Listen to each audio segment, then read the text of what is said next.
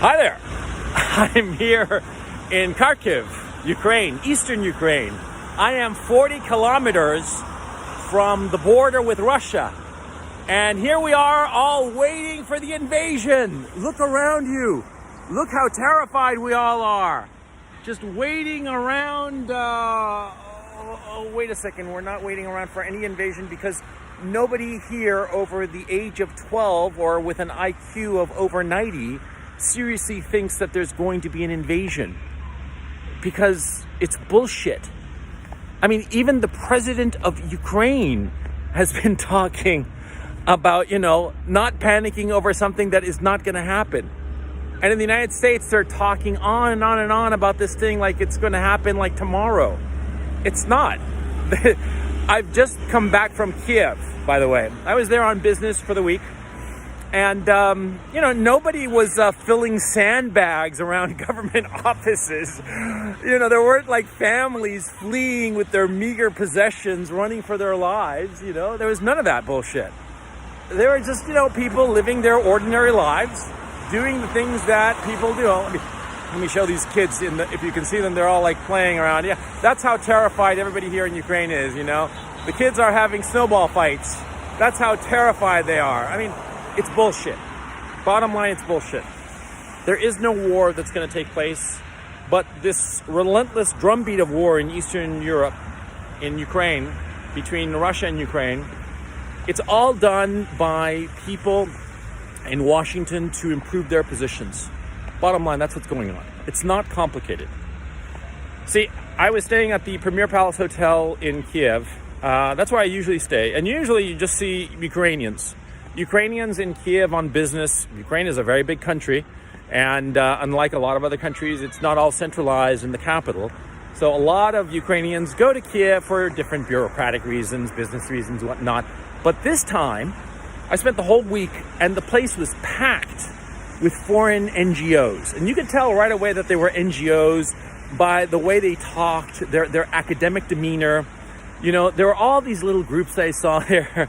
And they were all like stereotypical. It was very funny. There was always like one older guy who was like a professor who'd been like a former government functionary. And there'd be like, one or two like cute and very smart girls who were like very quiet and just like watching like little nervous bunnies. And then there'd be like one native guy and then one guy who's like half and half. He's, half American and half Ukrainian, or half British and half Ukrainian, And lording it over and think that he's so clever. And these groups, they were stereotypical. It was so goddamn funny. And they were all over the place. There was American NGOs and British NGOs and French NGOs. And, they were all so excited about a non-event. I was there, man. I mean, nobody was freaking out. And like I said, the president of Ukraine is trying to calm down the situation because he knows that there's no war that's imminent. This is a creation of the Americans in order to improve the political situation of Washington and London. Because, come on. In the United States, inflation is rampaging. The Biden administration is tanking. They need a distraction of a foreign war. And Boris Johnson and the conservatives in London, I got the same goddamn problem. They got Partygate, which is the dumbest fucking scandal you can possibly imagine. And the Boris Johnson government is about to fall. They'd actually fall were it not for the various problems, going on with the Labour Party and his foes within the Conservative Party. Britain and the United States have so many domestic issues. And on top of that, the Americans are freaking out about what's going on in Canada, frightened out of their minds that it's going to happen in the United States. And so they are pushing for a foreign war as a distraction. And the only people who are going to suffer are the Ukrainians. The only people who would be destroyed by this war are the Ukrainians. And 40 million people. And nobody here in Ukraine wants that. Nobody who's serious believes that a war is imminent. And if there is a war, it'll hurt Europe and the United States far more than it'll hurt Russia. It will.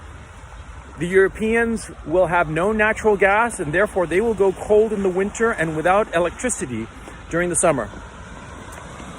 The American economy will completely tank the dollar will lose its reserve currency status, and thereby inflation will go out of control. I mean, these people in Washington and London, to protect themselves from other crises that they have, in order to improve their positions and maybe get a little bit of money, they are willing to destroy their own countries for a non-reason. It's unbelievable. It's very funny in a dark way. And in the end, it's just the irresponsibility of it, the arrogance of it. You know, Liz Truss, the British Foreign Secretary, she was in Moscow the other day, and she spoke with Sergei Lavrov, the Russian foreign minister. And in Lavrov's frustration, at one point he asked rhetorically whether Russia had the right to station troops in Rostov and Voronezh. Liz Truss said no, she would oppose that with all her might. And then the British ambassador had to point out to Liz Truss, the British Foreign Secretary, he had to point out to her that Rostov and Voronezh are Russian sovereign territory. It's like, Manchester and Sheffield in England. These people are fools and incompetents, and they are pushing for a war that nobody wants, is not necessary, and they're pushing it just for their own ambition. Never forget that. Know what's going on. The mainstream media is lying to you with every breath that they take. And come on, do you really think that, they have ever told the truth, quite frankly?